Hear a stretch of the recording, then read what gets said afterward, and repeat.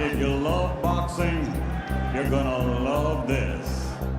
Hello and welcome to episode 18 of the BoxNation Podcast. I'm your host Dev Sani, and this week I am not joined by popular New York-based referee Steve Willis. No, we learnt last week that he does not want to be a part of the BoxNation Podcast. But fear not, listeners, I've gone one better. I have a man with me who is at the very heart of the BoxNation Podcast, a man whose blood runs the red and blue of the BoxNation logo. It is, of course, Mr. Steve Lillis. Oh, music, drum rolls, guitars, the lot for that intro, Dev. You like that one, You better yourself every week. And number 18 is the podcast number 18 is the best yet. Yeah, well, you promised me last week that when it comes to week 19, you're going to sing.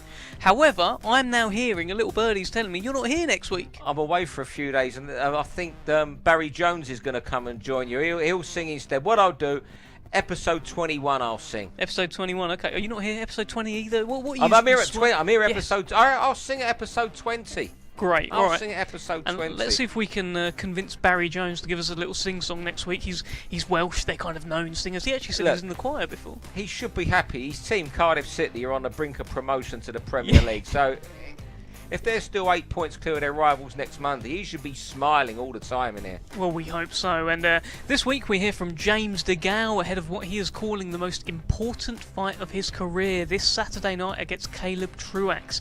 We hear from undefeated featherweight Raza Hamza, who is travelling to Japan with the opportunity of a lifetime. Josh Warrington, Jono Carroll, and so much more coming up in the next hour or so. Enjoy. On December 9th, 2017 at the Copperbox Arena, James DeGale lost his IBF World Super Middleweight title against the unheralded 34-year-old American Caleb Truax.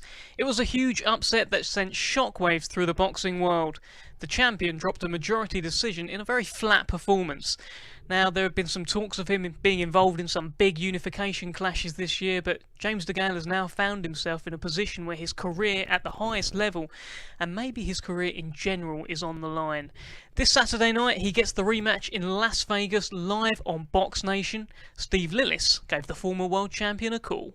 James, your big rematch this weekend, how much does the fight mean to you? Well, this means everything. My career's in the balance, so I'm looking to put on a performance and get back my title. But this is probably the most important fight of my career so far. In the last fight, was he better than you thought, or did you just have the mother of all bad nights? Listen, I rushed my injury. I underestimated him. I took him lightly. I think there's a lot of factors why I perform like that. But as I say, man, I've said this a couple of times before, and it's annoying about being injury-free, but I am. When I boxed him, I was 6, but I wasn't healed. And now I've given it a couple of months after the fight. I can punch, I can jab now. So, I'm healed up now, feeling good. And I just can't wait to get in there and get back my title, because I've been reading and people have been saying some nasty, stupid stuff, man. People think I'm a shot fighter. I've had 2 hard fights in my life. When I won my European title up in Liverpool against the Chelsea, and obviously against Buddy Jack. So yeah, that's a bit annoying hearing that. But listen, I've proved these people wrong the whole of my life. So I have to do it again on Saturday. How much does it hurt you, though, also, when they say you're shot, they also rubbish what you've achieved in boxing? Forgetting, what you've gone to America, won titles, your Olympic gold medal. It's got to hurt you a little bit. Of course it does, but I'm happy with what I've done. People dream about what I've achieved in my career. Olympic gold, British, European, world title. So, no, I've done well, and as I say, man, I'm looking to silence the critics and put on a fantastic performance, Steve, and let all the rest of the super middleweights that I'm back, and I'm injury free now, and I'm ready to go. If you regain your title, as we all hope you do this weekend, would it be looking at the winner of the George Groves and Callum Smith fight for you? Well, I'm just fully focused on Saturday Truax, but yeah, obviously potentially there's some massive fights out there, man. Obviously overseas as well in America, there's that Benavidez, he looks tasty. Obviously, back at home, you've got Groves and Smith and even Donut Kid Eubank. So, yeah, man, everything's looking good. And I say, if everything goes well, which I hope and which I know kind of thing, yeah, there's some great fights out there. Paulie Malignaggi's joined your team. What's his role alongside Jim? He's just like an assistant coach, really. He's just freshening things up. He's an extra set of ears and eyes. And Jim and him work well. He's come over to London for a couple of weeks and worked with us. And obviously, for our last bit of camp, he's been in Los Angeles with us. Yeah, he brought something different. And it's been nice, yeah, to switch it up. I mean, people also pointed out after the last fight that you should have got rid of Jim McDonnell, but you've always said he'll be with you from beginning to end. What did you think of those comments? I'm tired of hearing stupid stuff. So I'm saying, like, Jim's been with me since I first turned professional. He's like family, but still, Jim gets criticised, but he's technically very, very good, and he's brought me this far. So you've got to give Jim props and give him credit, if anything. And Truax, can he do anything different in this fight? Can he improve from the last fight? I'm not too sure. The only thing is he's probably more hungry. He's got a burning desire. He's tasted what it's like to be the champion of the world. So he's probably hungry, but I don't think he can change. He's pretty straightforward. He's one way. He's tough. He's strong. He comes forward. But he's not on my level, Steve. Yeah, it's just upsetting. Even talking to you right now, I just can't wait to get in there and do it. So what's the plan now for the rest of this week? I understand you're heading into Las Vegas tonight. Yep, so I go to Las Vegas. I leave here in a couple hours. Get there, chill. My weight's fantastic. I've had a fantastic camp. I'm super fit. So no, nothing. Yeah, just got to do the press conference, make weight, get back my title on Saturday. And then what's your plans afterwards? A nice holiday? I'm going to probably have, if I'm being honest, Steve, I haven't been out of the gym since my last fight. So it's been pretty, so I ain't had a break. So I probably will have a couple of weeks off, but this is me. I've only got a couple of years left in this game, and I've promised my mum and Al Hamer, I said I'm going to give it my all, and I'm near retiring in a couple of years. Do you think your mum and dad would like to see you retire now? Because I know how much, your mum, your parents love you. As my mum says, my happiness is paramount, so whatever makes me happy. But I know I've got a couple of years left, and I've got a couple more fights left in me, Steve, so I'm going to carry on until it's time to finish. We are going to see you back in Britain. You haven't gone for good again, have you? Hopefully, but I'm just going with the flow. I'm taking every fight as it comes, and we'll see. Obviously, I want to fight back at home. Saying we've got the best fan in the world, but we'll just see.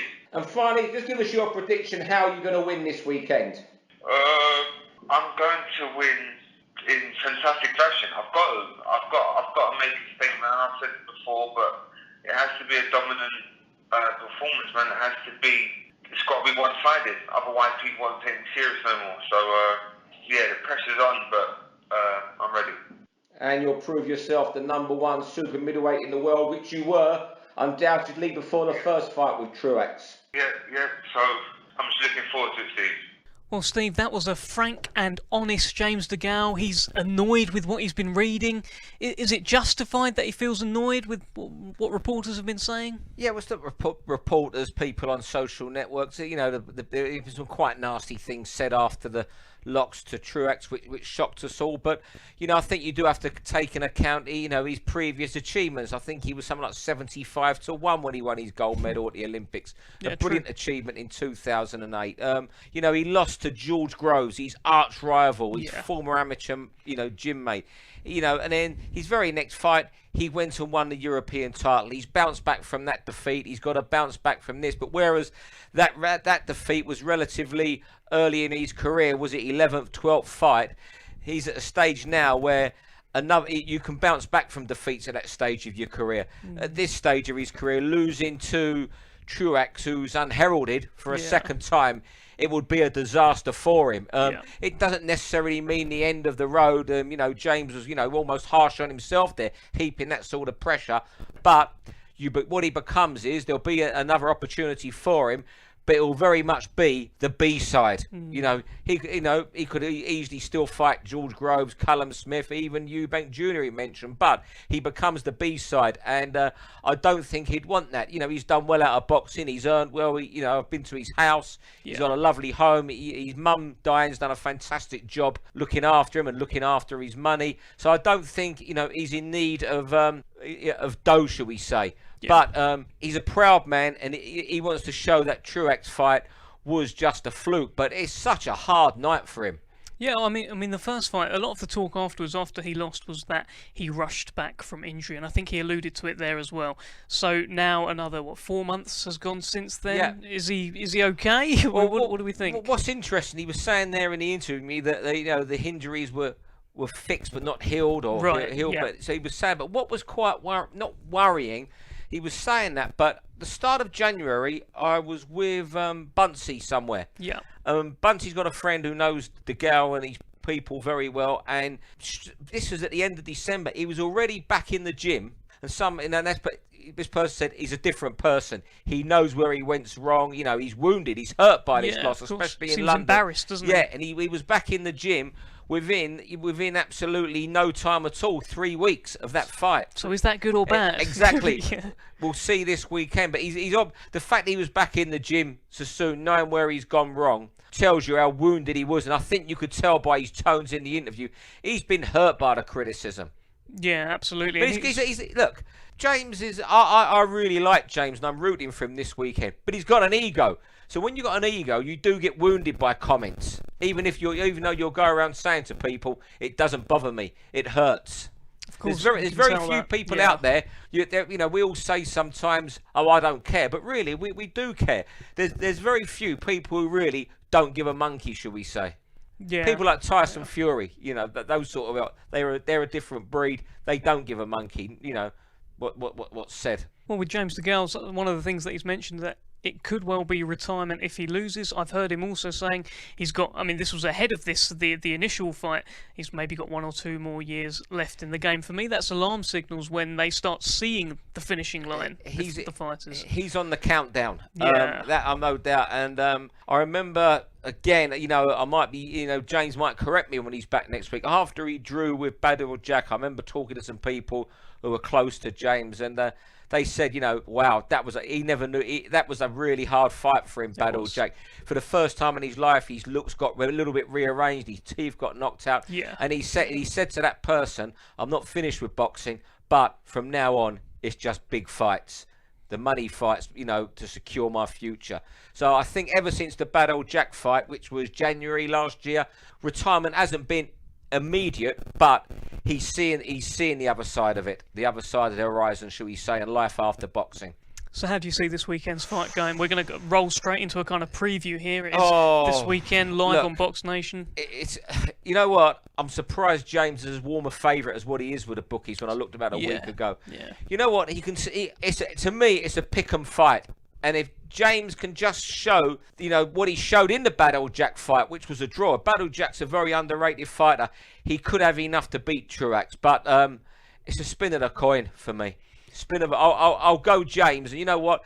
That might be me rooting for him as a fan more than anything. I think I'm there with you. I think the best version of James DeGale beats Caleb Truax. It's just we may have seen the best version a couple of fights ago. I think we have seen the best version of James DeGale. Don't forget, he won the Olympics 10 years ago this summer. It seems such a long time ago. I mean, the fight with George Groves was 7 years ago next month. Yeah. He's been a pro since 2009. He says he's only had 2 hard fights, but you know what? You're with Jim McDonnell as your trainer. You train hard. Mm-hmm. He puts everything into every training session. Example, he was back 3 weeks after the Truax fight in the gym, and I really hope he wins this weekend. Also, for Jim McDonnell, who has also had a lot of unkind things said about him after the Truax defeat. That always happens, doesn't it? People seem to target Jim McDonnell. Jim McDonnell trainers when fighters get beat. There was nothing wrong with Jim McDonnell when he was going over to America, beating Andre Durrell, going to Canada, beating Lucien Boutte. winning European titles. I think he won that abroad in Denmark, against Chris Joy. He defended it in Denmark, certainly, against Sanajevi. I remember we had the fight on BoxNation. We did.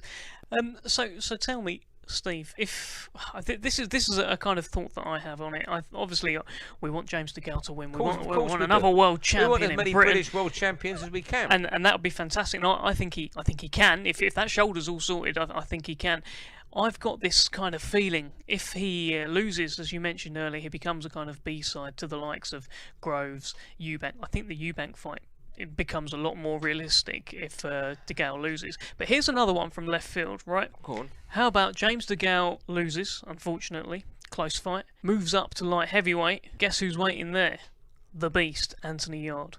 All UK clash, London versus London. How about that in the future? Hey, don't rule it out. I mean, we spoke about it at a press conference when they were both going to fight. I think on you the asked same the question, I asked didn't the you? question, yeah. Hey, you don't rule anything. This sport is the maddest of all sports. All the goings on you see all the time. If I wrote a book on all the lunatics I've come across and dealt with and the mad fights that have been happened, that looks long way away. It does. But never say never. What happens if James moves to light heavyweight, has a couple of wins, Anthony Yard has 2 or 3 more wins, and in 12 months' time, it suddenly looks... Well, from now, it's not even it's a star in the sky. That's exactly, but I can see it. But you see it gets brighter and brighter. Who says it can't happen in 12 months? Look, I'd be surprised if it happened, but would it shock me? No. It's boxing, it's London v London, and the fight, and if the figures add up, boxing finds a way of making these fights that look sniggerish right now, that you'd have a snigger at.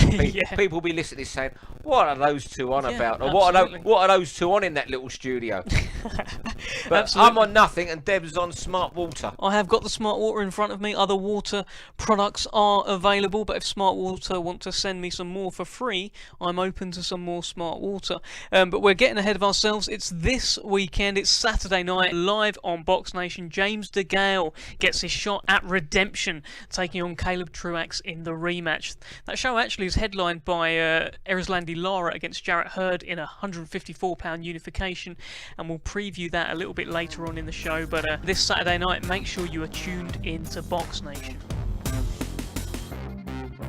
Well, this weekend just gone, we had a live show on BoxNation. The headline fight saw Liam Conroy successfully defend his English light heavyweight championship with a second round stoppage win over Miles Shinkwin.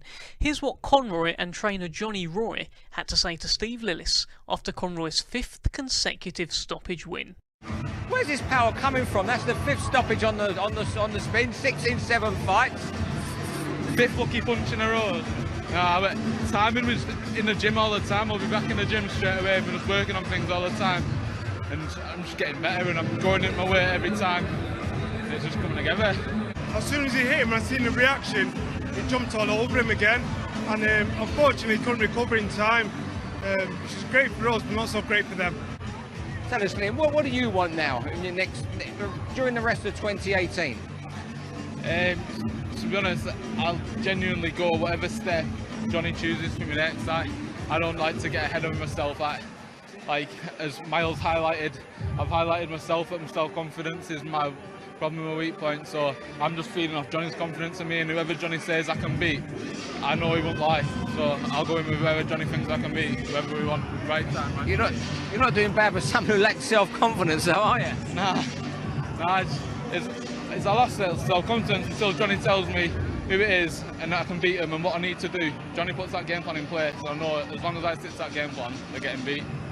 No, you're not one that boasts and shouts what you're going to do. Would you beat Callum Johnson, the British champion? Would I beat him?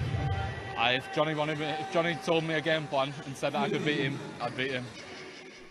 Steve, what's with Liam Conroy's kind of lack of self-confidence? What's that all about? You know what? He's not the most confident kid. He really isn't. I spoke to him on the phone for the podcast last week, and he was when I texted him the day before for that, can't wait to do that. And you could tell how nervous he was on the phone. He's just that type of kid. Another one, great example. If you have the early career defeats, you can rescue it. He's won 10 on the spin now, 5, as you say, inside the distance, 6 of his last 7.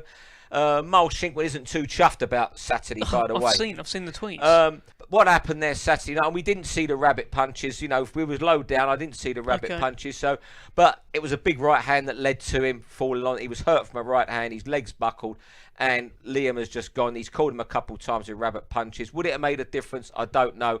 Miles isn't very happy. It seems his camp are going to take it up with a border control, reading between the lines, but you can't take anything away from Conroy. As soon as he saw he had him hurt, he jumped on top of him. And it's down to the referee to notice these punches on the back of the head. But Conroy is going in the right direction. Now, I'm not sure he's ready for Callum Johnson yet.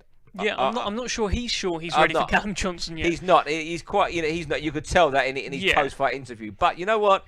He's going in the right direction, and the way he's turned his career around since he moved up to light heavyweight is fantastic. And he doesn't look the biggest light heavyweight either. He started at middleweight, didn't he? Yeah, he doesn't look the biggest light heavyweight, but Johnny Royce has got the best out of him, and I think a lot of the credit should go to Johnny for the job he's done on Liam. And hey, you mentioned Anthony Yard. Conroy v. Yard. I wouldn't rule it out. I wouldn't rule that fight out at all. And I'd quite like to see it actually, because Liam Conroy is a man who's got a lot of momentum, and he's knocking people out. And it's a somewhat meaningful fight actually for Anthony Yard. It'll mean more. You said something there, momentum. Yeah. Momentum. Yeah. It's with him at the moment. You know what? He might not have that confidence, but John, as soon as Miles was hurt by the right hand the other night, he jumped on him. As you saw, you know what? I'm not going to hear and say he beats Anthony Yard by any stretch, but he will go in there full of confidence. Absolutely. Even though he's, about the self-confidence. Johnny Roy would have him in there believing in himself. Well, that's what he says. When you asked him about the Callum Johnson fight, he said, well, if Johnny told me I could beat him, then I can beat him. Yeah. So, Johnny can tell him anything, it looks like. Johnny Roy's done a great job with him, and I'd love to see that fight. Well, also on the show, British super lightweight champion Jack Catterall stayed busy with a first-round win over late replacement Kevin McCauley. Now, the win was never really in question. This was more about Catterall getting his first run out with new trainer Jamie Moore. Here's what they had to say after the fight.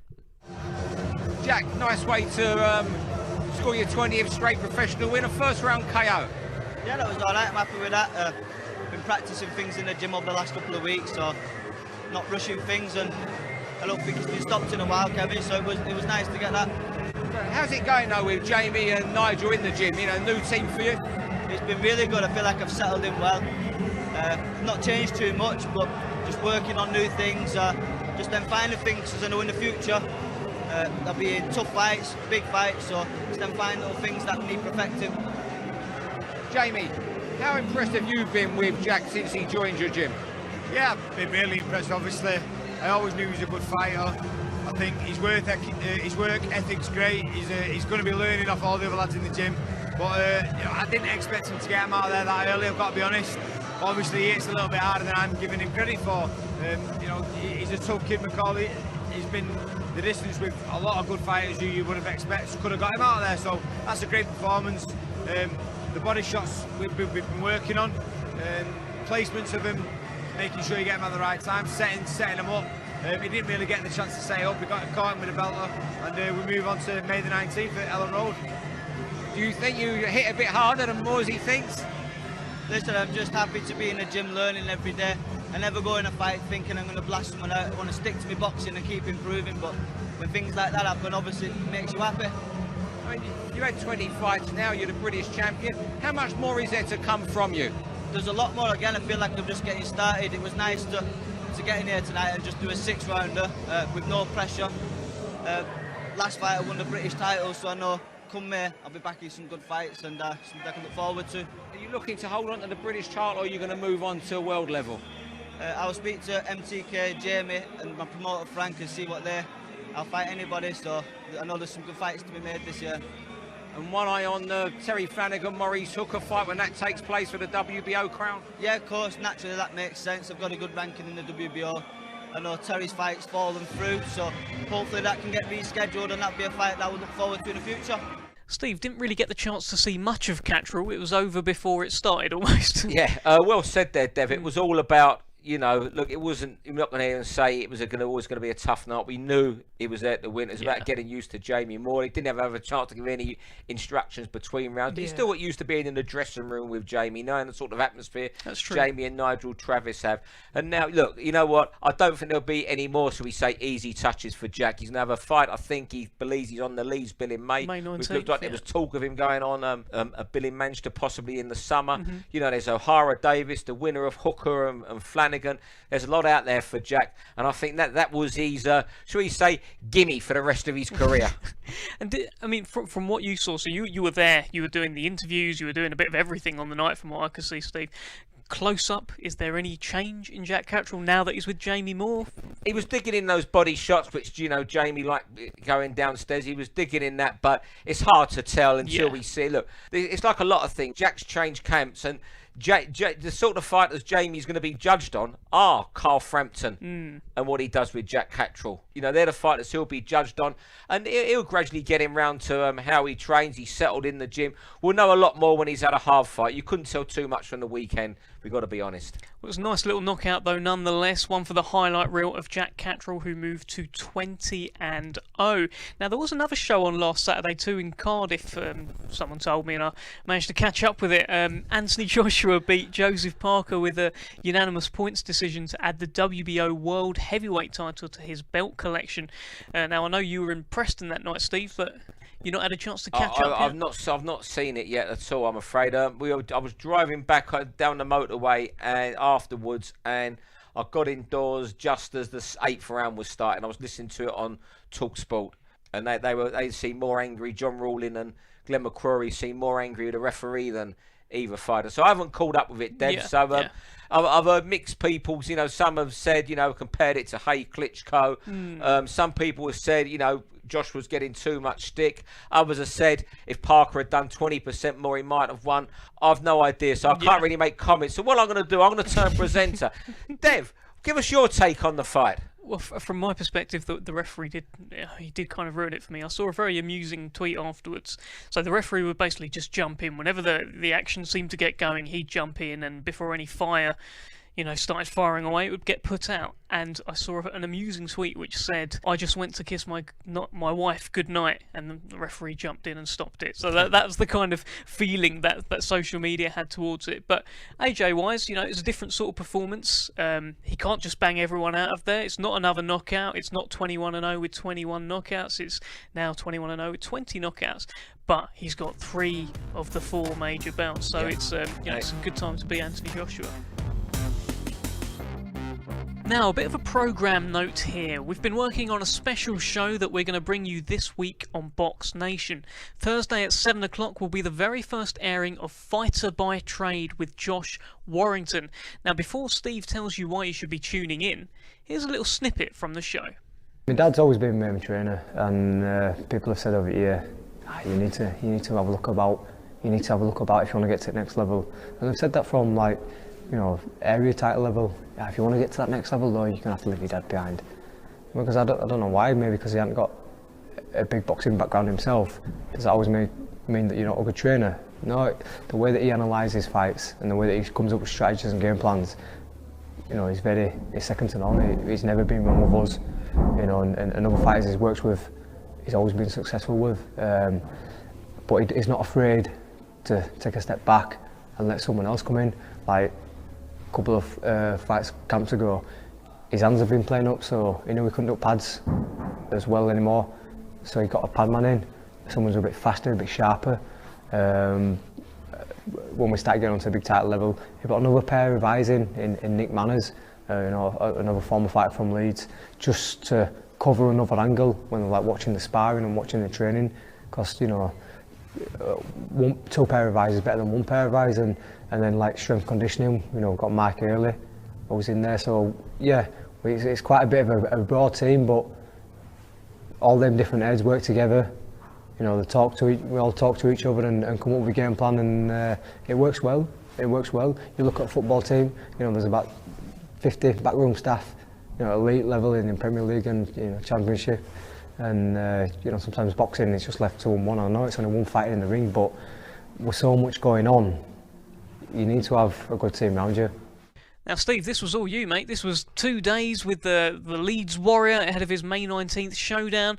Why is this show this Thursday night worth tuning in for? Because we'll see another side of Josh Warrington. We see him at home with his family in the little place he lives on the outskirts of Leeds.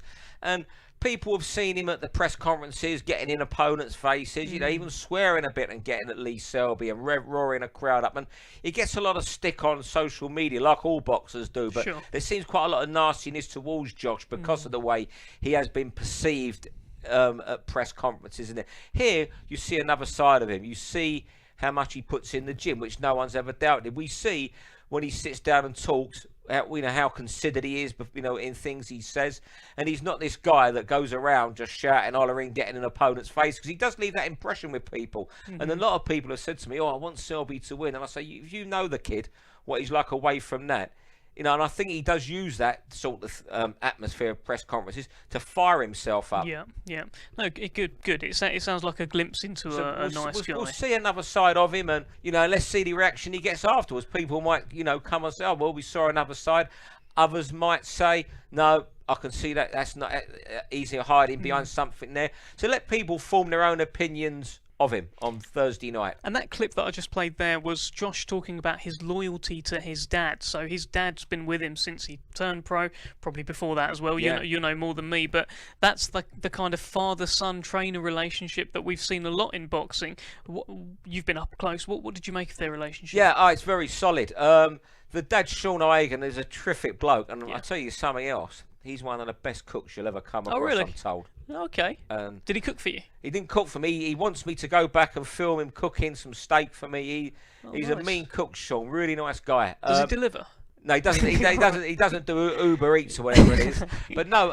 And what I like about Sean, he's one of those trainers. He's not scared of bringing other people in to help. Like there's someone comes in, does the pads, and a guy from Huddersfield, an ex-pro, a Syrian guy, not Youssef Al-Hamidi. There was another Syrian from Huddersfield who turned pro with him, whose name escapes me. He does all the pads. Nick Manners is there playing a key work. There's a guy that does the conditioning. And Sean just oversees everything. He's not frightened of bringing people. He thinks someone can add to that team and do a better job. He's not scared of bringing them in, but Sean's the man that oversees everything. And it's quite unique. He doesn't do a training session longer than about an hour, ever. It's all very high-intensity stuff. Interesting. And he trains at 2 gyms, one in Doncaster, and Jimmy Harrison, another trainer who works with him over in Doncaster. He's not, there's a few people who work, although Sean is the main man, there's a few people who are involved. And hey, look, the job Sean's done with him is fantastic. Because when that kid turned pro, you wouldn't have had him down as a British champion, let alone fighting for a world title and people giving him a chance against a very good world champion, Lee Selby. Well, here he is on the edge of glory on May the 19th, and that'll be Thursday at 7 o'clock, an exclusive behind-the-scenes look at the undefeated Leeds Warrior Josh Warrington as he prepares for the biggest fight of his life. That'll be on BoxNation, and we will try to bring that to you as a Facebook Live also this Thursday night at 7 o'clock. Look out for it. 25 years old, 9-0, featherweight. Raza Hamza is a young man who so far in his fledgling career has not yet had the rub of the green. Injuries and postponements have seen his career stall somewhat. He had a big fight coming up with former Southern Area Super Bantamweight champion Lewis Petit on April the 14th at the O2 Arena, but Billy Joe Saunders' hand injury at the top of that bill meant the fight and the show has been rescheduled to June the 23rd. However, in that bad news for Raza Hamza came some good news, as his manager Jason McClory has got him the opportunity of a lifetime. I've heard a whisper you could be going to Japan for some sparring with Naoya Inoue. Yes, I'm going on the 14th. The tickets have been booked, everything's sorted. I'm going on the 14th of April till the 29th of April. How did that come about? Because it's a stunning opportunity for you.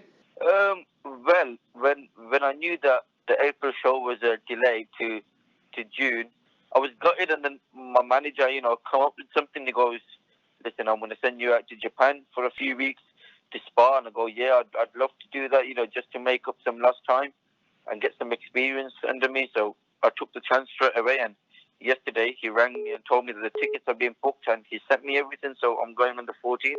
I mean, what's it going to be like sparring with a Nui out there? What are you going to do when you see him? I mean, it's amazing. He's one of the best in the world.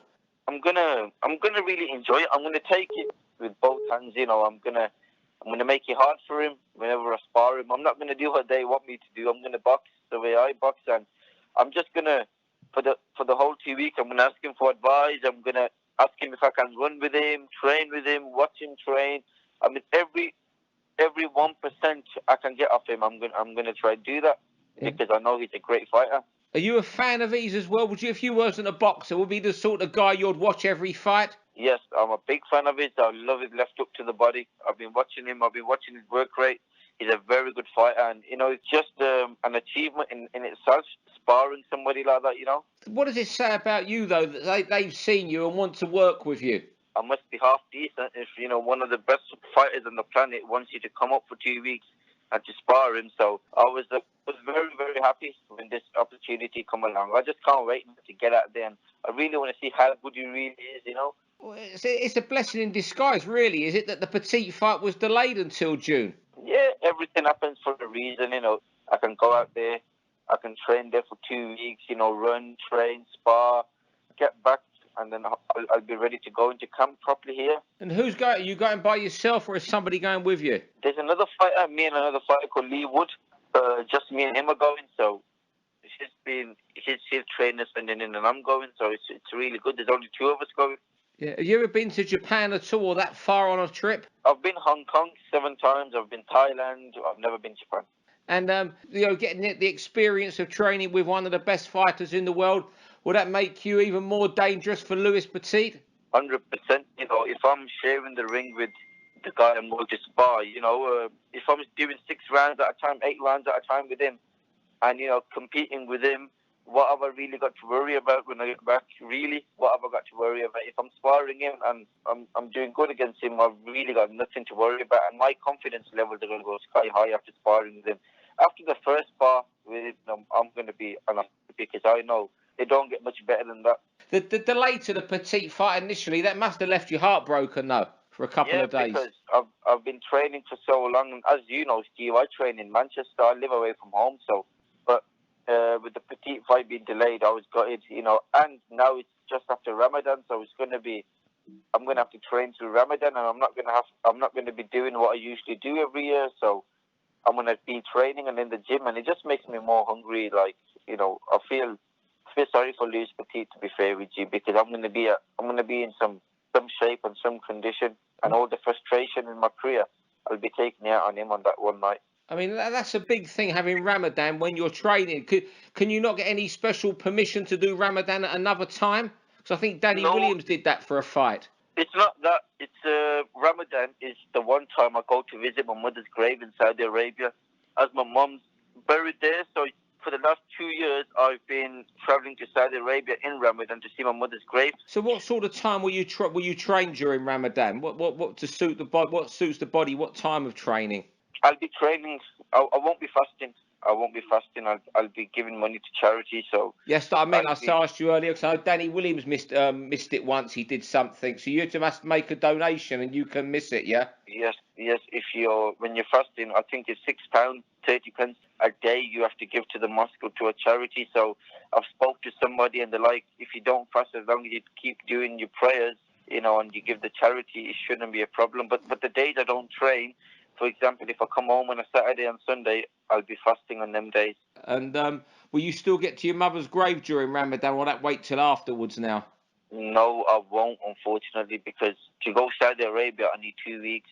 10 days, to do all my pilgrimage too. So I won't be going this year, unfortunately, because of the fight, and that's a huge thing for me. That's in itself, that's a big dedication of me not going to see my mother's grave because I have a big fight coming up. So, because of training. So, the sacrifices and the dedication I've put into this support in itself, it's crazy, and I'm going to Japan to train. So that's another dedication. Yeah.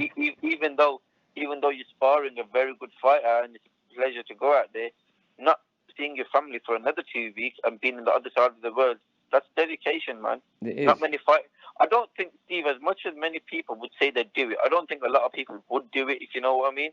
Because a lot of people like to be comfortable training at home and doing everything at their own pace. And I know I'm not going to be comfortable out there. That's 100%. How's it going with Haroon and everybody at the gym? I know Jack's gone to a new trainer, but is the gym still buzzing as always there?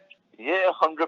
I mean, we've just been doing our job. You know, I've been focused on me, even with Jack's departure. Jack's a friend of mine, but you know, boxing is nothing personal. Everybody's in charge of their own career, and I believe Jack had to do what's best for his own career. But we had a great camp with 3 weeks to go. We was in Scotland training and sparring with the likes of Paddy Barnes, so we was ready. I was in some very good shape, and mentally I was in the right place. You know, we were ready. Haroon is putting a lot of time and effort in me too, so we were actually ready for this fight. But I've took a week off now. I'm back at home in Birmingham, and next week I start training again. Yeah, that'll do you good, a week off if you've been in camp since December. Also get away from Manchester and just be around people you're familiar with who are friends, away from boxing and family. Yeah, and on top, like, getting away from boxing, yesterday I've been bored for 2 days. So last night at 12 o'clock I ended up doing a 9-mile run in about 48 minutes. Oh mate, you gotta give it a rest for a while. You've got to have some time off. I know I have, mate, but I have nothing else to do. This is all I do. Oh, you're describing yourself as the world's most boring man, and you're not. I know. I am. I tell you what, Steve. Right? If I fought, then I can fly out and go on holiday for a week or two. But if I'm one of them people, if I ain't achieved nothing, then why am I celebrating for? Why am I going to fly out and go on holiday? There's no reason to. So the week I've had off, I've just been bored, sitting at home, feeling sorry for myself and what my life is. Yeah, well, that's a brilliant interview you've given us for the podcast. Absolutely first class. But the day after the Lewis Petit fight, I think Haroon, myself, and everybody is just going to make sure you go through an airport and get on a plane somewhere for 2 weeks. I'm most definitely. I mean, then after the fight in June, I deserve to go away, and I deserve to, you know, have a short break away from everything. So then, I most definitely will be somewhere you won't expect me to be. But I can't wait. I just can't wait till the Lewis Petit fight. I can't wait for all the build-up, all the day before rain and everything. I just can't wait because I know it's my time and it's my time to shine now. Steve, that was quite an insight into Raza Hamza. I like him. He's so honest, and he sounds like he's been through a lot. He is a really, really nice kid, Dev. I've known him for a couple of years now, and he is what you go a long way. So just like Lewis Petit, who he's fighting, it's just to be the nice guys. He's a really nice, honest, open kid, and I'm absolutely delighted for him that he's going off to Japan to spar with Hanui, and it was fascinating there, saying how he's going to mither Hanui about, you know, everything he does. I know everything he does to make me better. And I think, and you know, Jason McClory, I think you told me off air, his manager sorted it out for him. I'm so pleased he's got that. He's a really nice kid, and that was a fascinating insight into his life about, you know, his mother, how he can swerve Ramadan, that be in the build up to the Petit fight. And I think I dare anyone not to like this kid, and I think that if you listen, anyone who listens to that interview, you can only come away thinking what a top fella he is. And I hope, you know, every success for him. You know, we've got to see how far he's going to go as a boxer. He's very much been developing fights now. He's had bad luck with fights cancelled, but he hasn't left the gym. He's left his home in Birmingham to train in Manchester. I think he said when I called him last week, he was having a week at home. He said he was bored and he went for a 9-mile run. 9-mile run. He's that sort of kid. And I just hope, you know, him and Lewis Petit, you know, the winner really can kick on. Lewis Petit's already had a taste, you know, fighting for the Commonwealth title. And at one stage, he was number 4 with the WBA, believe it or not. The winner of this fight can kick on for sure. You know, you just wish Raza all the best in his career, because he's a very, very likeable fella.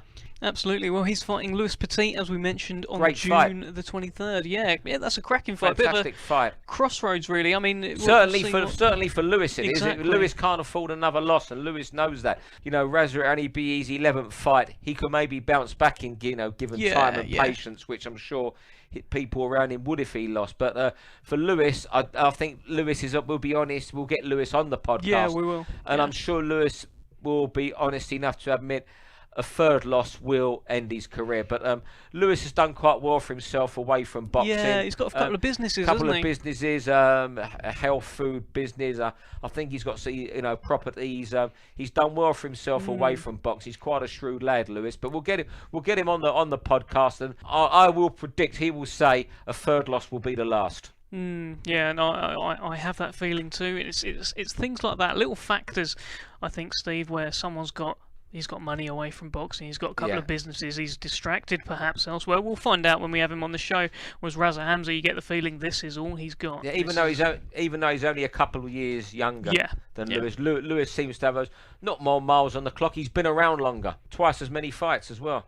Absolutely. Well, that's June the 23rd at the O2 Arena. The show is topped by Billy Joe Saunders defending his WBO World Middleweight title against Martin Murray, Ahura Davis, Anthony Yard, who we've mentioned a couple of times on this show. Daniel Dubois is on that show as well. I'm sure there'll be opponents announced in the coming weeks, and tickets are available at axs.com. The show will be live on BoxNation. Now he is undefeated in 15, he is slowly becoming a Dublin hero. He's the IBF Intercontinental Super Featherweight Champion. He has a big fight coming up on April 21st in Belfast with Marco McCulloch. His real name is Jonathan Beresford, but you may know him as Jono King Kong Carroll. Here he is with Steve Lillis. Jono, thanks for joining us on the BoxNation podcast. A fantastic Dublin Belfast battle against Marco McCulloch on the big show at the SSE Arena on the 21st of April. Give me a take on the fight. It's going to be a great fight, you know. I'm preparing well. I've changed coach from Danny Vaughan to Albert in Spain. He's a Russian coach, you know. He has me doing a lot of, I don't know, a few little things I was doing wrong, like leaning in. I was getting a couple of silly cuts in my past few fights because I was falling in with the head. And he's correcting a good few things, you know. He has me doing a lot of things right now, so I'm happy with how the preparation is going, and it's going to be an exciting fight. I'm really looking forward to it. So what made you change coaches to Albert Avenon? Because Danny Vaughan is now opening a gym in Scotland, and basically I'm based out here in Spain now. I know Albert since I've been out in Spain, and I've done pads with him a couple of times, and he's very technically good, you know. I always really liked his style of training and stuff like that. But because Danny Vaughan was here, Danny was who I originally started with, so I was being loyal to Danny. Danny's an absolute great coach himself. And basically when I came out to Scotland, or when I came out to Marbella, it was to train with Danny, you know. So me and Danny had a good run, but because he's going to base himself now out in Scotland, I just didn't really want to be moving my whole family to Scotland again, you know what I mean? I've lived in Australia, I've moved the family out there, and I've moved into Marbella, so I don't really want to be up and leaving everything again to start fresh. So if I'm going to be leaving Ireland, sure, I might as well leave it to go and live in the sun, you know? I tell you what, you'd enough live in some countries. I don't think you've finished yet, you and your wife either, travelling. No, I don't think so either. We love to travel, you know. It's a beautiful world out there, so why not go and explore it? I love living out in Spain. Everything's healthier, the bar lifestyle out here for my family, you know. The little one, it'd be great for her to be able to be speaking Spanish and the whole shebang. So, no, it's good. I'm happy with how life is going. So that's the whole reason to change. Nothing really got to do with Danny Vaughan. Danny Vaughan's a great coach, and we left on very good terms, you know. Danny's a good friend of mine, so everything's all good. We're a team here at MTK, and that's all that matters, you know. And of course, Marco McCulloch, what does he bring? How tough a test is Marco? Marco's tough, you know, but the thing is, to be honest, I think he's a little bit unsure of himself. He got stopped by two featherweights, you know, so I don't think he has it in the back of his head that he really is as tough as I think he thought he was when he first started, you know what I mean? I think he's lost a little bit of confidence, but at the same time, he's a very good record, and he's a dangerous opponent if the right Marco McCulloch shows up, which I think he will, because I know he was struggling big time at featherweight, and it was the weight that was draining him, had him, like you can see in a lot of his fights, the ones that he lost, it was more or less weight drained, because he was fading after the 6th round, and that's all got to do with your energy and how you're making weight and everything else like that. So I'm expecting the best Marco McCulloch to show up, and I hope the best Marco does show up, because I'm ready for a really good, exciting fight. And when Marco was on point, he's a very, very good fighter. You know, he's definitely no one to be looked over. So that's why we picked him. But at this stage in my career, I'm looking to get good names, and he's an experienced fighter. You know, he's fought 10 rounds plenty of times. He's been in with some really top guys. So I think Marco's just a perfect step in my career now to keep moving on to bigger and better things. And if he is unsure of himself, you're the wrong opponent, I should think, aren't you? I definitely think so. I'll definitely break his heart, you know what I mean? If someone has a little chink in their armour mentally, then I'm definitely going to expose that, you know, because I'm a pressure fighter. I can box, I can also fight. And I like to go and have an exciting fight. The more intense the fight gets for me, the better it is. So if he's not mentally prepared for a war, then he's not in for a good night, you know, because I'm prepared for anything, whether he wants to box, whether he wants to fight. I'll do it all with him. I think I've got the better in every department. And the IBF have you number 8 in the world in their latest rankings. So how far do you think you are off the world title? You know, is 2018 about winning a world title, or is this year about continuing developing and defending your international crown? Every year for me is about winning the world title. You know, I don't just train to be a European champion or an Irish champion or anything like that. Every year I'm training to be a world champion. So when that time comes, I'm ready, you know what I mean? I genuinely think I'm ready. I just need a few good tests to see what I'm actually capable of. And I'm going just to see what I'm capable of, just as much as anyone else is, you know? So I want to be in there with top guys. I don't want easy fights. I want to get in there and I want to test myself and I want to see what I'm actually made of. Yeah, I do definitely think 2018 I could be fighting for a world title. And if not, maybe next year, early next year, or something like that, you know? At this point in my career, if I lose, it's a massive backward step. Mm-hmm. Every fight is a world title for me. It's to get that world title in the first place. So I can't afford to be overlooking people or taking something that I'm not sure of, you know? I'll take any fight. Fighters don't bother me. As long as I'm ready, I'm confident of beating anybody. And finally, before we let you go, if you could just tell listeners who might not understand the Belfast versus Dublin rivalry. It definitely does, you know. It's always been like that, even in the amateur days. Belfast is really strong with the boxing, and same with Dublin. We've always been competing, even as amateurs, you know. We all, like, even only there last week, I was speaking to a lad from Belfast, and we were both speaking, and he was trying to claim that Belfast was better boxers, and we have more in the Irish team than Dublin people, and I was arguing with him just last week, you know what I mean? For Irish people, this is a massive big thing, you know. Belfast and Dublin are very competitive. We always come to fight, and I've had a few crazy fights in the amateur days with people from Belfast, you know. So, no, we're definitely looking forward to it, and it adds that little bit of spice to the fight, you know, especially because we're fighting in Belfast, but yet I'm looked at as the favourite. So it's gonna be crazy. It's gonna be a massive atmosphere there because just the Irish fans are just amazing. You know what I mean? We always get behind our fighters, and we're so vocal and passionate. It's great. So yeah, this is definitely an exciting one. All right, one I'm really looking forward to. Steve, I like Jono Carroll or Jonathan Beresford, whatever he's trading under. What do you reckon? Good fighter. Good fighter, and I'm going to ask him next time I see him where the Beresford is. Jono Carroll. You know what? He's another one. You know.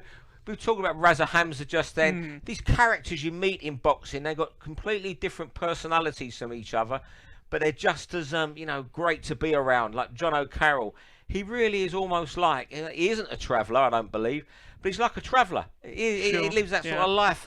He's lived in Australia, Ireland, now he's in Marbella living. And I remember I spoke to him a few months ago, and he was talking about when he ends his career, I think he wants to have a couple of years living in the Caribbean before moving on again. And him and his wife, what they do sometimes when they're at home and he's not in training in Ireland, they just get in the car with a tent for a couple of days and just drive. That's and amazing. Park up their tent. He lives a really nomadic life, and I think you can see from or listen from interviews, or you can watch him being spoken to on YouTube about the interviews we got with him. He's that sort of personality, very effervescent personality, good to be around. Fight against Marco McCulloch. It's a sort of. I'm glad that Marco McCulloch has moved up, because when he was a featherweight, I used to think, how the hell does this guy make 9 stone? And I think he'll be more at home at 9 stone 4. certainly Jono Carroll will be the favourite, but it's one of those, as Jono was saying, those Belfast Dublin clashes Exactly. bring out the best in all men. And I think McCulloch, although he's lost 4 times, will be a better fighter at this weight. It's got the ingredients, doesn't it? And regarding weight there, Jono Carroll used to be a lightweight, and he says he's so much better at super featherweight, and we're seeing that now. He's started stopping people. That's just right. a little bit. Just hey, look, he wasn't stopping them at all, and he won his last fight by stoppage. Before that, he had the fight against John Quigley. Yeah. Who lost the other night to Declan Geraghty, who he's beaten on disqualification. So he thinks he's stronger at the weight. He says just look at his body definition as well, and that'll tell you. And it's interesting that he's moved over to his new trainer, Albert. I can't think of the guy. Avanon, is that? Avanon is a guy in Marbella, a Russian, an ex-pro who trains all the amateurs there. Speaks about 7 languages, and I can't think who it is he fought in his career. I've got a feeling. I'm looking at BoxRec, everybody here. I looked away, Steve. I you're looked looking away. I'm honest. I'm not one of these guys who rattles off stuff and say I'm not looking at BoxRec. Steve the Knowledge Lillis, how about it? I'm looking at Steve the BoxRec Knowledge Lillis. He's looking at Gennady Golovkin's record.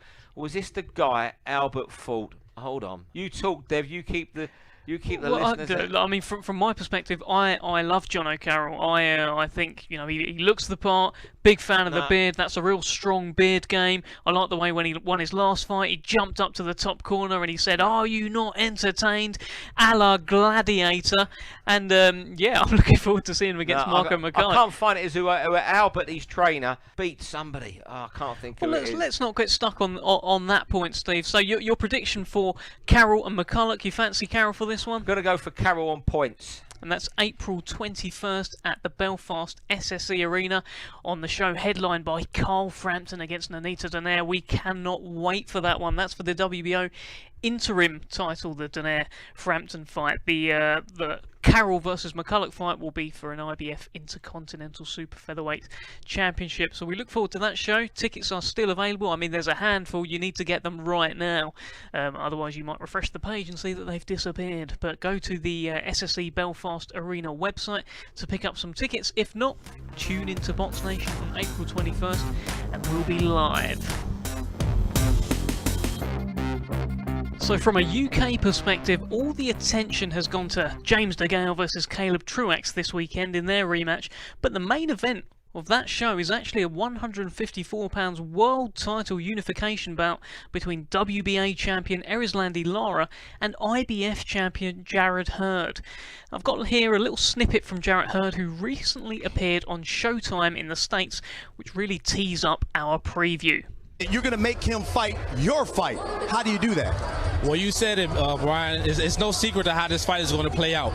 Either Lara's going to box circles around me, or I'm going to be in Lara's face for 12 rounds, and he's not going to be able to do anything but eat my punches.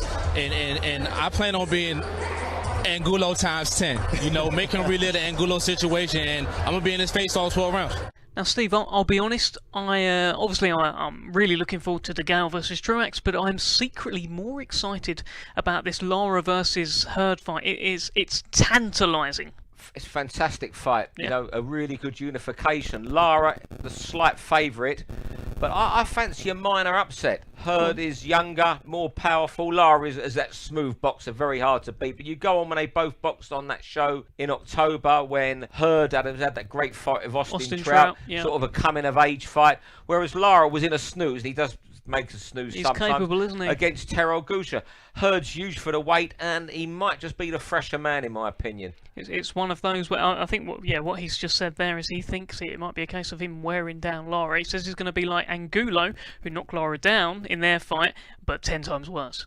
Hey, possible. He's a lot fresher. You know what? The more I think and the more I'm talking up this fight now, I fancy an upset quite strongly. I fancy Hurd. A smaller. I want to go with Hurd quite convincingly. He's almost like he's huge, by the way. 6'1", I think. 6'1". He's clearly boiling down to the weight, and then he comes in on fight night as a monster. You wonder how long he can keep doing the weight for, but obviously the fight he'll be after, I should think. Of course, we can't forget Liam Smith's fighting for the WBO belt next month on BoxNation against Saddam Ali. The fight, I think, with Jamel Charlo would be the one. 2 Americans in a unification. It's a little bit sexy. It's quite a sexy fight. They'll be be teeing that up over there. I'm sure that's the one they'll be teeing up, and I wouldn't be surprised if he was waiting for Charlo, and he had to move. He might move up even before if he had to wait too long for Charlo. So what do you think of Hurd then? He's undefeated. He's 21-0, 27 years old, 15 knockouts. Powerful, yeah. Powerful. He's decent. He's huge for the weight, and he's powerful. And it's a case of it could be the night, the Lara of old, who should have got a decision against Canelo, etc. Secretly undefeated fighter.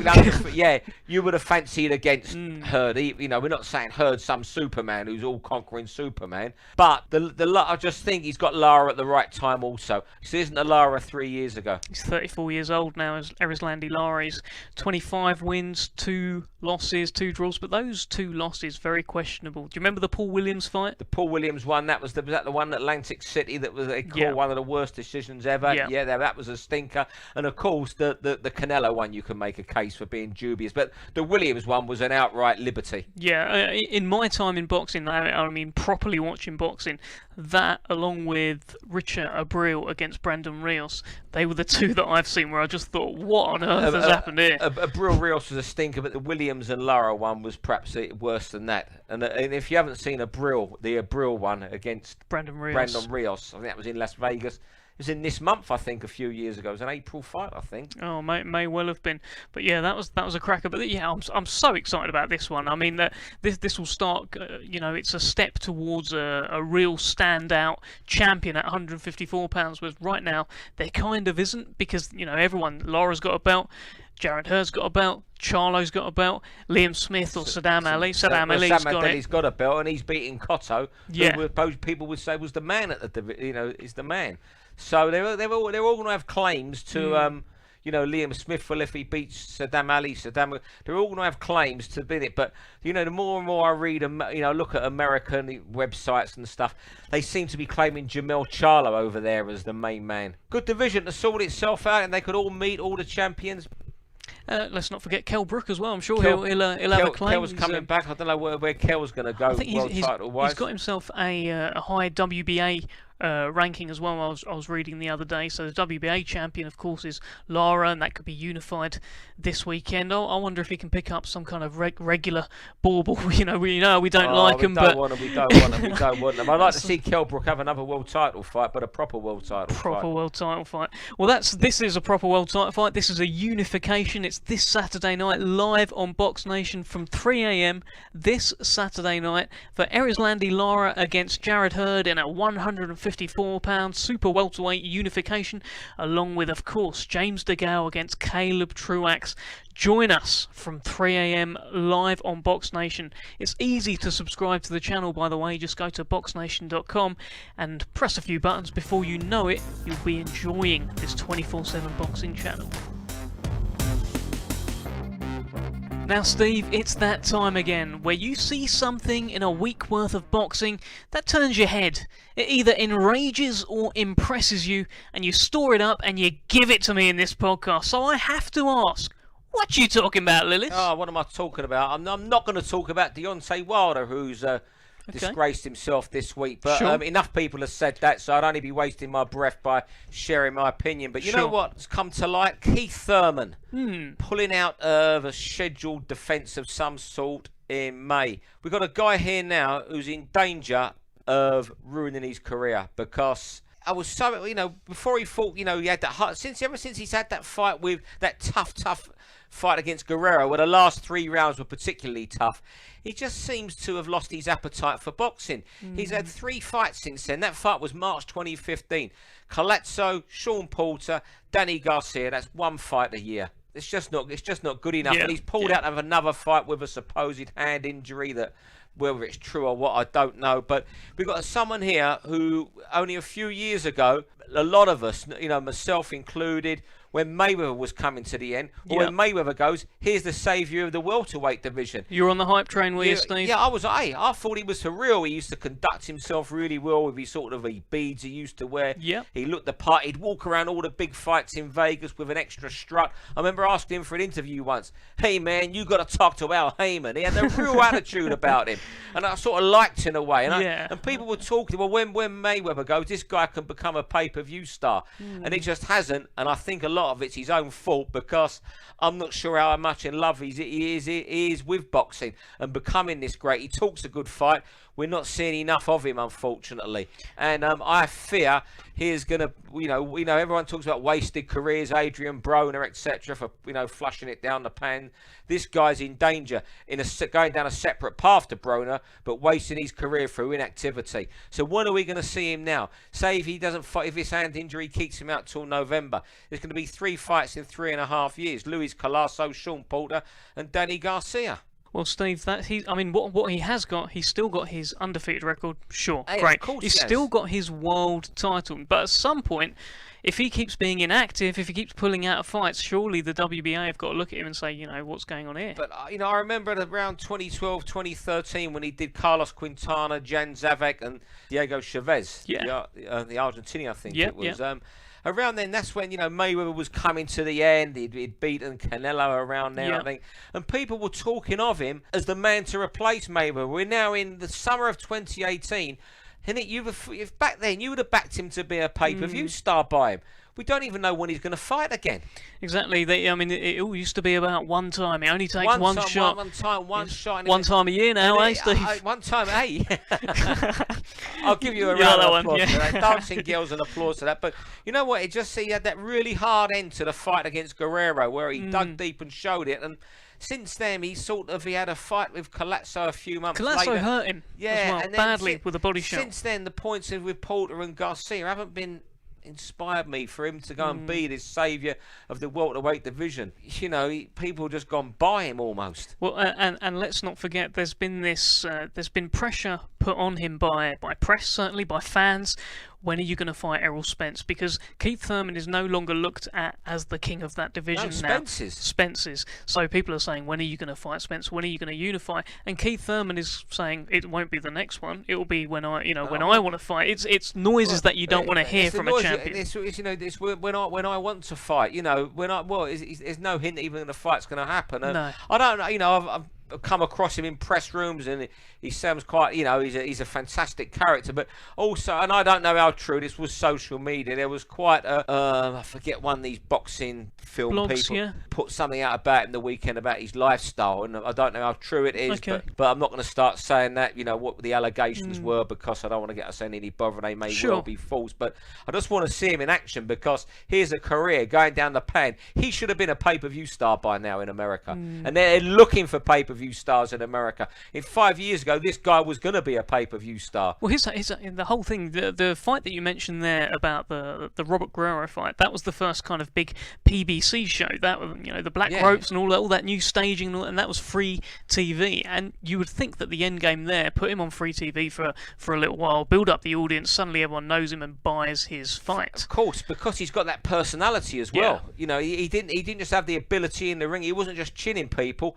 He was great in front of camera. Better than most boxers. A lot of boxers are good, but he was up there. He was a pound for pound the top 10 in front of a camera. He's had all the ingredients to be a pay-per-view star, and I don't think it's going to happen. Prove me wrong one time, Thurman. We'd like to see Keith one-time Thurman come back. Stephen and I said there about his world title. He's still the WBA, Super WBA World Welterweight Champion. So I don't want to say he's Super Welterweight, because he's not. He's a welterweight, but yeah, it's a bit of a mess there. But that's where because it's good. There's a regular champion in there in Lucas Matisse, who looks like he's fighting Manny Pacquiao. He is fighting Manny Pacquiao in Malaysia in July, is it, or something? Yeah. Yeah. So that's interesting. So they're keeping the division moving, not necessarily the super belt, but I wonder if it will get upgraded at any point. Well, it may well do, because Thurman's inactive. Yeah, and it suits the WBA to suddenly say, hold on, Manny Pacquiao's fighting for our main title over here. It's a high-profile fight, him against Matisse. Well, we watch this space, let's keep an eye on it, and let's hope to see Keith Thurman back in the ring soon. Now, we are a 24/7 boxing channel, and here's what's coming up this week. Now, we talked about it earlier. Thursday, 7 o'clock. Josh Warrington, fighter by trade. Don't need to give you any more preview because we talked all about it, but you're going to really enjoy that show, and we'll try to get it live on Facebook as well. A real look behind the scenes of the Leeds Warrior. Friday at 6 o'clock, an hour earlier than usual. It's Bunce's Boxing Hour. He's back this week. He was off eating Easter eggs last week, and I'm sure celebrating Easter, but he's back this week 1 hour earlier because at Friday at 7 o'clock we have World Series of Boxing. It's Croatia versus the GB Lionhearts. Steve, just to come back on Bunce's Boxing Hour, you got any idea what we got lined up this week? I'm going to be honest, Sal, I have a blank piece of paper that tells me I don't know what's going to be on it this week. Okay.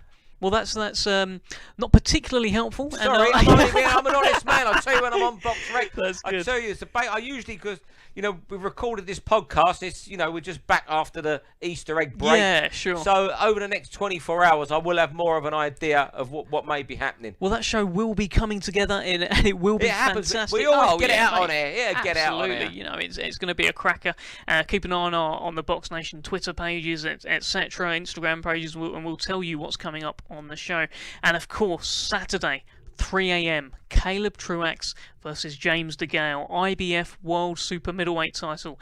Erislandy Lara, Jarrett Hurd, IBF and WBA 154-pound unification bout. And keep an eye on the BoxNation schedule because we just keep adding new fights. In between last week's podcast and this week's podcast, we added James DeGale. So just keep an eye. We're always adding stuff. So go to BoxNation.com if you want to subscribe to the channel. Go to watch.boxnation.com if you want to watch it on your tablet or on your laptop or on your phone. Steve, another great show, another week. James DeGale, Jono Carroll, Raza Hamza. Enjoy yourself? I always enjoy myself sitting next to you, my old pal. Episode 18, good chat I thought today. I thought we had a good natter. Again, as I said at the top of the show, it's a shame about Steve Willis. He's really swerved us, hasn't he? He doesn't want to know at all. But you know what? With his reason, I just want to keep myself to myself and get on. He gets a pass out. And every time I see those pictures of him in the middle of two gladiators fighting and them eyes bulging, I will always have respect for Steve Willis. He's got my respect, but I don't think he's got your respect because he snubbed you. Look, he's always got my respect. Steve Willis, if you are listening, you have my respect. You just no longer have my love. You'd have my love if you were on this show and gave us a little interview, but he doesn't want it. However, I teased at the end of last week's show, we're going to try Bruce Willis. I've got an update for you. He's not even on Twitter, mate, so I haven't pursued that at all. But here's one for you. I discovered somehow, for some reason, Britney Spears follows me on Twitter. You've told me this. Yeah, she follows 350,000 accounts, but I am one of the chosen few. How about that? How about that? We'll see if we can get her on the podcast. Well, I messaged her. No reply, I take it. No reply yet, Steve. I take it. She must have seen. She's just had about 4 years at Planet Hollywood in Las Vegas with her show. Yeah. She must have been to a boxing match to talk boxing. She must have been. And she's coming to the UK in August. Wait till you and Mrs. S have children and they get to their teen years. You will know what American teen idols are coming to the UK. Well, as I Trust said, me on that. Well, I hopefully she'll be coming to the UK very soon because I have messaged her on Twitter. If you want to see the contents of that message, visit my Twitter profile and you'll see what I said. But no reply yet. We hope that she'll be back. I then got embroiled in some, people were saying hit her Sani one more time and all of it. And it turned out we just kind of went back and forth on Britney Spears puns, and I knew a lot more Britney Spears songs than I thought. You know what? You're wasted. You should be in a tabloid newspaper office writing headlines because they have to be where they're always puntastic. Yeah. A bit of a pun a minute here on the BoxNation podcast. And guys, listeners, how about an iTunes review? Yeah. Imagine going through your life and nobody gave you a pat on the back and told you were doing a good job. You wouldn't like it, would you? Here on the BoxNation podcast, we welcome pats on the back. Steve Lillis, the most amiable man that you'll ever meet, he welcomes a pat on the back, don't you, Steve? He's patting himself on the back. He welcomes it. Yeah, so our backs are here for patting. Please leave us a review on iTunes if you're enjoying the show. Remember to tweet us any comments at BoxNation TV, at Steve Lillis, and at Sani Dev. Let's not forget Instagram as well. We're across all social media platforms. And remember to subscribe to the best boxing channel in the world, 24/7 Boxing, at BoxNation.com, with James DeGale live on the